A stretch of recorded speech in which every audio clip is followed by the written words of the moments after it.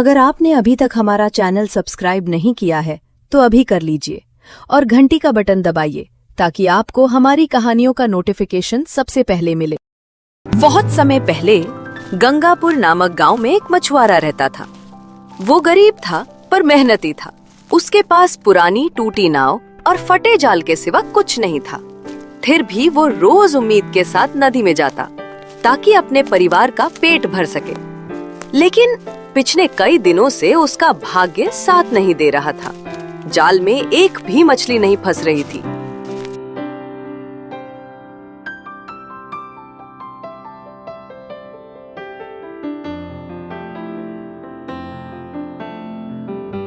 पत्नी सरला चूल्हे पर खाली बर्तन देख रही है। कल से चूल्हे में धुआं भी नहीं उठा। बच्चे भूखे सो गए। अब तो लगता है किस्मत ही रूठ गई है। नहीं सरला, हिम्मत मत हारो। आज मैं फिर जाल डालूंगा। शायद भगवान हमारी सुन ले और मेरे जाल में मछलियां आ जाए। दोनों की आंखों में उम्मीद और बेबसी साथ दिखती है।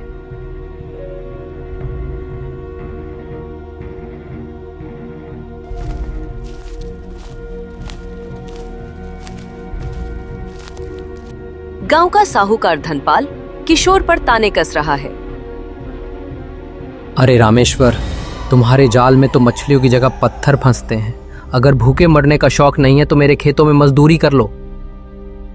धनपाल, मछली पकड़ना ही मेरा धर्म और कर्म है। मैं अपनी मेहनत से ही घर चलाऊंगा, चाहे जितनी कठिनाई क्यों ना। चलो, जैसी तुम्हारी मर्जी। मेरा तो तुम्हें कहने का फर्ज था। किशोर नाव पर बैठा जाल फेंक रहा है, लेकिन बार बार जाल खाली निकलता है। कितना समय हो गया और अभी तक एक भी मछली नहीं आई। ऐ भगवान, आज भी कुछ होगा या नहीं। किशोर उदास होकर मन ही मन सोचता था। उसका बेटा गोविंद उसके साथ नाव पर था और पूछता, बाबा, आज कितनी मछलियां पकड़ी? बेटा, अभी तक तो एक भी मछली नहीं आई है। माँ कह रही थी आज जल्दी घर आना क्योंकि घर में चावल नहीं बचे। बेटा, लगता है आज समुद्र हमसे रूठ गया है। लेकिन बाबा, कल तो आपने कहा था कि मेहनत करने वालों को भगवान कभी खाली हाथ नहीं लौटाता। हाँ बेटा, कहा तो था, लेकिन शायद भगवान हमें आजमाना चाहता है।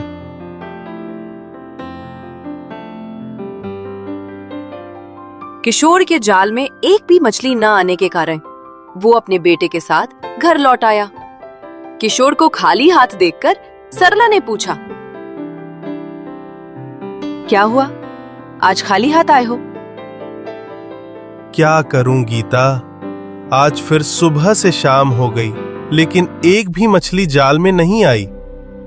पता नहीं भगवान हमारी कौन सी परीक्षा ले रहा।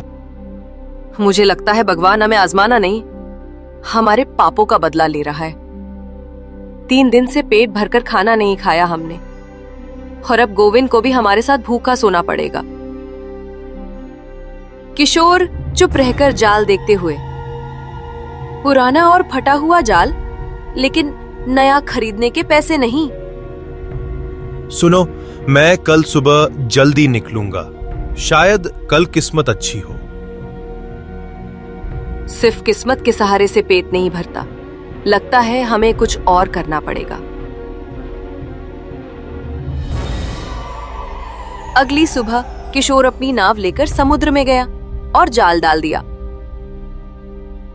वो कई घंटों तक मेहनत करता रहा, पर जाल खाली ही निकला। तभी उसे दूर एक बूढ़ा आदमी दिखा जो पानी में कुछ खोज रहा था। किशोर उसके पास गया।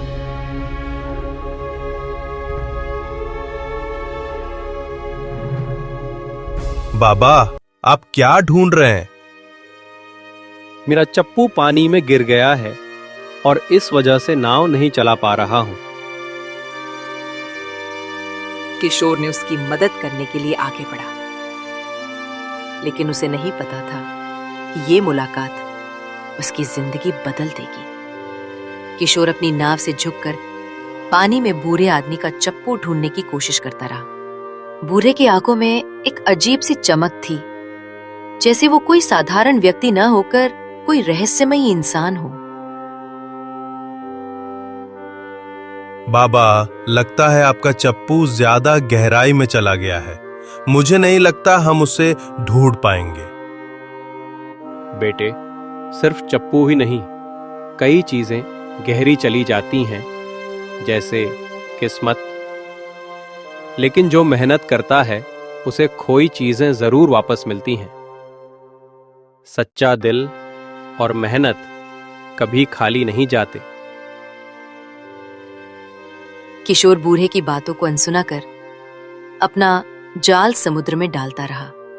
कुछ ही देर में उसे पानी में कुछ भारी महसूस हुआ। वो झटके से जाल खींचता है।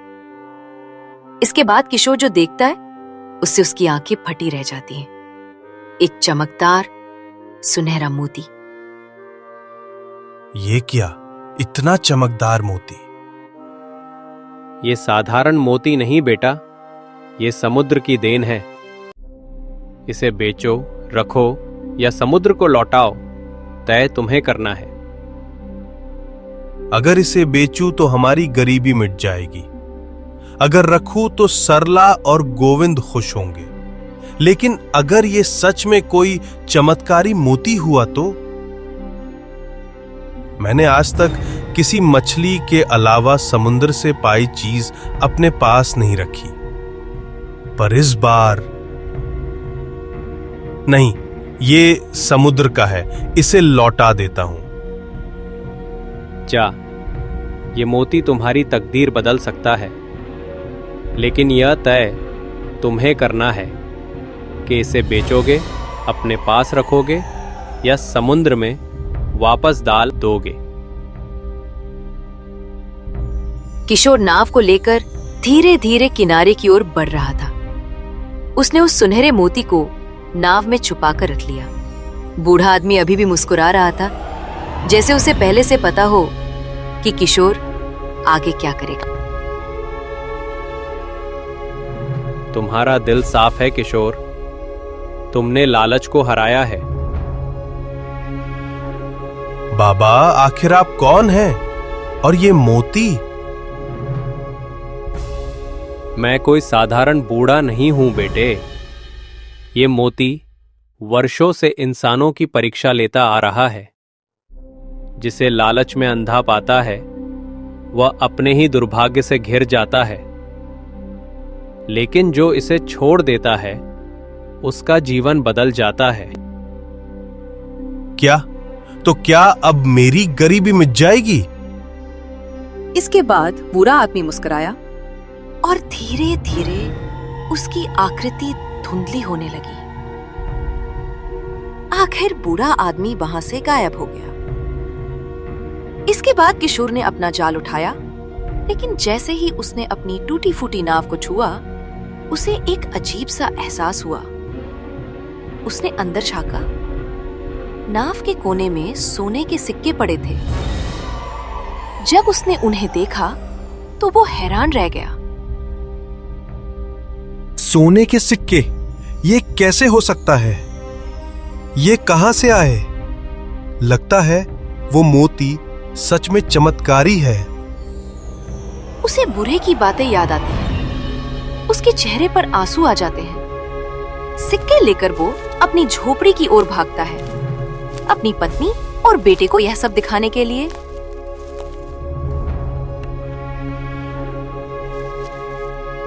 आज मुझे सोने के सिक्कों की पोटली मिली है। अरे किशोर, आज इतने पैसे कहां से आ गए तेरे पास? लगता है तुम्हें किसी राजा के खजाने की चाबी हाथ लग गई। चलो, जो भी हो, भगवान का शुक्र है। अब हमें और हमारे बेटे को भूखा नहीं सोना पड़ेगा। हाँ सरला, तुम ठीक कहती हो। कल सबसे पहले हम बाजार से सामान खरीद कर लाएंगे।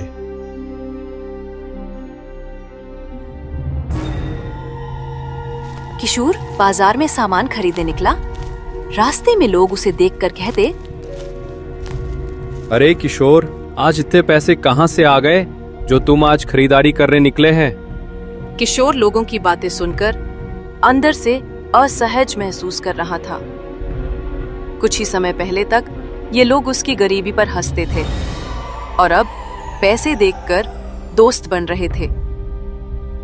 किशोर ने सामान खरीदा और घर की ओर बढ़ा, लेकिन रास्ते में उसे गांव के सरपंच ठाकुर प्रताप सिंह ने रोक लिया।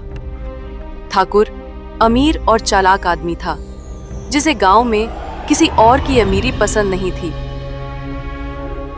ओरे किशोर, मैंने सुना है तेरे हाथ कोई खजाना लगा है। कहां से आया इतना पैसा? सच सच बता, कहीं कोई चोरी तो नहीं की? ठाकुर साहब, ये भगवान की कृपा है। तो ये कृपा हम पर भी तो हो सकती थी, सिर्फ तुझ पर ही हुई। बेटा, सच्चाई तो कुछ और है और मैं पता लगा कर रहूंगा। किशोर बिना कुछ बोले आगे बढ़ गया, लेकिन उसे महसूस हो गया कि अमीरी के साथ नई परेशानियां भी आने वाली हैं।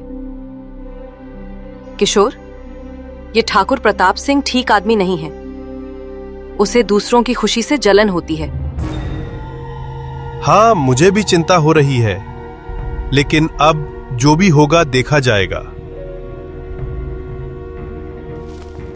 अगले दिन किशोर अपनी झोपड़ी से बाहर निकला, लेकिन बाहर का नजारा देखकर बहुत चौंक गया। कुछ गांव वाले उसकी झोपड़ी के बाहर खड़े थे। उनके चेहरों पर सवाल और शक छलक रहा था। अरे किशोर, सुना है कि तू अब अमीर हो गया। कहां से आया इतना पैसा? कल तक जो आदमी मछली बेचकर 2 वक्त की रोटी जुटाता था, वो अब सोने के सिक्कों से खेल रहा है। जरूर कुछ गड़बड़ है। किशोर असमंजस में पड़ गया। उसने खुद भी कभी नहीं सोचा था कि अचानक मिली अमीरी उसके लिए परेशानी बन जाएगी। सच सच बता, तूने चोरी की है या किसी तांत्रिक विद्या से ये धन पाया है? गांव में कोई बिना मेहनत के अमीर नहीं होता। ठाकुर साहब, मैंने कोई चोरी नहीं की। ये भगवान की कृपा है और मेरी ईमानदारी का फल। इसके बाद गांव के लोग सहमत दिखते हैं और किशोर के पास ज्यादा धन होने के कारण उसका सम्मान करने लगते हैं। लेकिन ठाकुर को ये बात जरा भी पसंद नहीं आती। धीरे धीरे लोग वहां से जाने लगे और ठाकुर प्रताप सिंह भी बिना कुछ कहे गुस्से में चला गया। वह ये बर्दाश्त नहीं कर सकता था कि एक गरीब को इतना सम्मान मिले।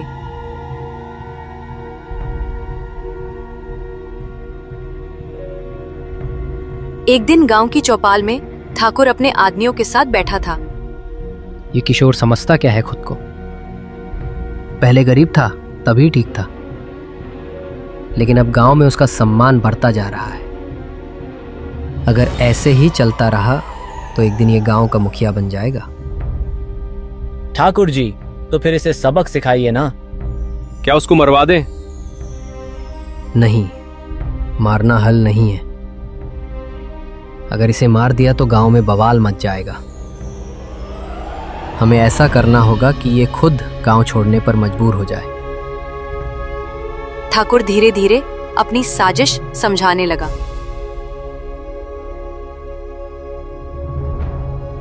अगली सुबह गांव के मंदिर में हंगामा मच गया। मंदिर का दान पात्र टूटा हुआ था और सारे पैसे गायब थे। ठाकुर और उसके लोग सबसे पहले वहां पहुंच गए। गांव वालों, देखो, मंदिर लूट लिया गया है। गांव के लोग इकट्ठा हो गए। सबके चेहरों पर चिंता थी। तभी ठाकुर की चाल के मुताबिक उसके आदमी ने भीड़ में से चिल्लाया, मैंने सुना है कल रात किशोर मंदिर के पास घूम रहा था। हाँ, और कुछ दिनों पहले ही उसके पास बहुत सारा पैसा आया था। कहीं उसी ने तो ये पैसे नहीं चुराए? वैसे वो ऐसा हा तो नहीं, लेकिन जब मैंने पूछा था कि पैसा कहां से आया तो उसने कोई ठीक से जवाब नहीं दिया था। ये सब लोग यहाँ क्यों आ रहे हैं? ओए किशोर, सच सच बता, मंदिर का पैसा तूने चुराया है ना? क्या ठाकुर साहब, आप क्या कह रहे हैं? मैं ऐसा कैसे कर सकता हूं? तो फिर मंदिर के पास तू क्या कर रहा था रात को? और कुछ दिन पहले तेरे पास अचानक दौलत आई थी। वो कहां से आई? इस चोर को हमें गांव से निकाल देना चाहिए। किशोर, अब हम क्या करेंगे? जब अपने ही पराये हो जाए तो वहां रहने का कोई मतलब नहीं। ये लो, अगर तुम्हें लगता है कि ये चोरी मैंने की है तो इन्हें रख लो, लेकिन मेरी ईमानदारी पर शक मत करो। लेकिन भीड़ नहीं मानी और किशोर को गांव से निकाल दिया। किशोर ने एक बार फिर गांव की ओर देखा, जहां उसने अपना पूरा जीवन बिताया था। इसके बाद किशोर, सरला और गोविंद पैदल ही गांव से बाहर निकल पड़े। उनके पास कुछ नहीं बचा था, बस उनकी ईमानदारी और आत्मसम्मान। गांव के कुछ लोग पीछे खड़े उन्हें जाते हुए देख रहे थे। कुछ की आंखों में पछतावा था तो कुछ अब भी गलतफहमी में थे।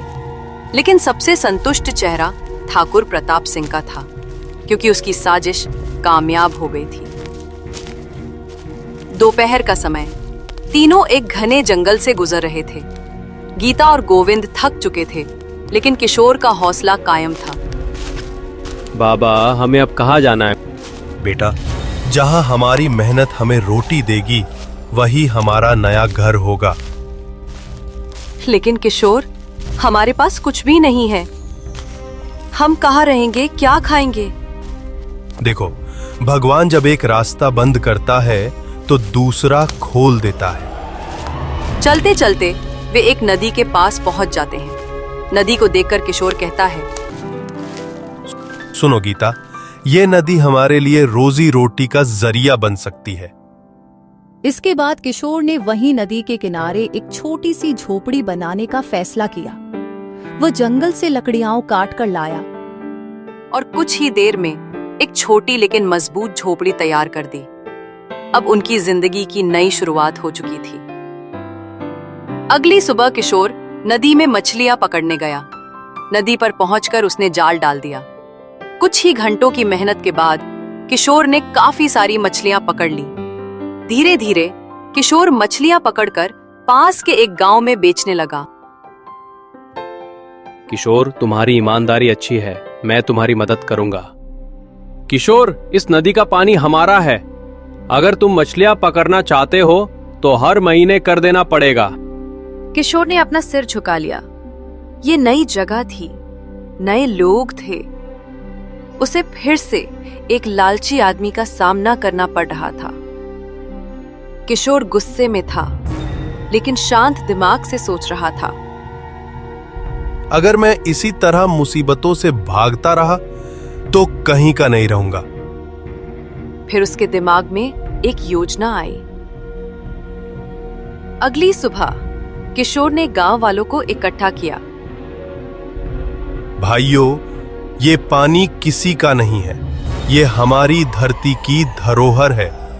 हम सभी मेहनत करते हैं, फिर हमें किसी को कर क्यों देना पड़े? यह किशोर सही कह रहा है। यह नदी हमारे पूर्वजों की देन है। इस पर किसी जमींदार का हक नहीं हो सकता। अगर आज हम डर गए तो ये लोग हमें हमेशा लूटते रहेंगे।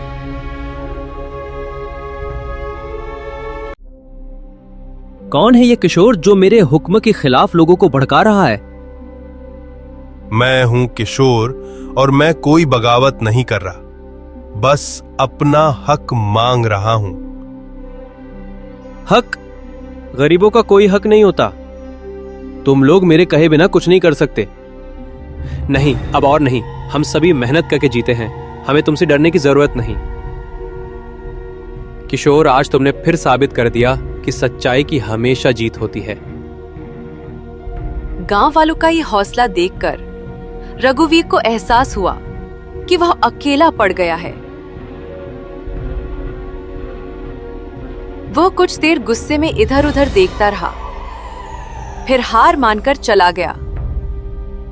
रघुवीर के जाने के बाद गांव में उत्सव जैसा माहौल हो गया। पहली बार लोगों ने अपनी हिम्मत और एकता की ताकत को महसूस किया था। गांव वालों ने कहा, किशोर, आज तुमने फिर साबित कर दिया कि सच्चाई की हमेशा जीत होती है। किशोर ने अपने बेटे गोविंद को गोद में उठा लिया। उसके चेहरे पर संतोष था। ये लड़ाई सिर्फ उसके लिए नहीं थी, बल्कि हर उस इंसान के लिए थी जो मेहनत करता है और अपना हक चाहता है। लेकिन कहानी यहीं खत्म नहीं हुई। कुछ महीनों बाद किशोर को पुराने गांव से खबर मिली। ठाकुर की साजिश का खुलासा एक पुराने दोस्त गुप्त गवाह से होता है। किशोर वापस लौटता है, न्याय होता है। गांव वाले अब किशोर से माफी मांग रहे थे। किशोर, हमें माफ कर दो। किशोर ने सोचा और फैसला किया कि वो वापस लौटेगा, न सिर्फ माफी के लिए बल्कि गांव को बेहतर बनाने के लिए। वो वापस गया, ठाकुर को न्याय की अदालत में पेश किया और गांव का नया मुखिया चुना गया। मैं वापस आया हूं गांव को बेहतर बनाने के लिए। मेहनत, ईमानदारी और एकता से कोई भी मुश्किल जीती जा सकती है। दोस्तों, ये कहानी हमें सिखाती है, मेहनत और ईमानदारी से जीने वाला कभी असफल नहीं होता। भाग्य बदलने का असली मंत्र है धैर्य और दूसरों की भलाई।